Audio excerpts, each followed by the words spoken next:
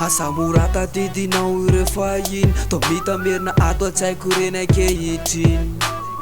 tsaronao ve le hoetsika hivady mandrak'androany mbola zay foana lay voady aza manay raha ny amikio ianao manzomatoky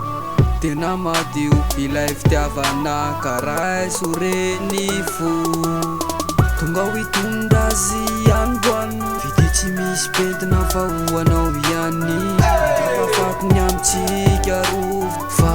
izay lay voady tonga ho hitondra azy androany vity tsy misy pentina fa hoanao ihany afafako ny amitsika rovo fa izay lay voady haiko betsaka ireo fakapanay nefa zamanay tsisy avoasarikay voko efa nao atrano de hoanao ihany raha mbola eto an-tany aza manay raha ny amikio ianao manzomatoky tena madio ilay fitiavana karaha soreny fo tonga ho hitondra azy androany vity tsy misy pentina fa hoanao ihany afafako ny amitsika rovo fa izay lay voady tonga ho hitondra azy androany vity tsy misy pentina fa hoanao ihany afafako ny amitsika rovo fa izay lay voady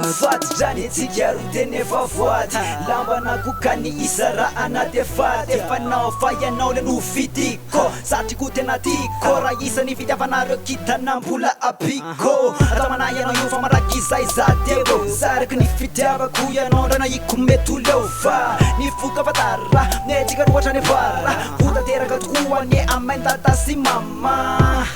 tsy sangizangy akefa tena ty tena efa papitateraka lesy crizy netsika matitra de odoritsy anyany fa netsika tena efa voady tonga ho hitondra azy androany vity tsy misy pentina fa hoanao ihany afafako ny amitsika rovo fa izay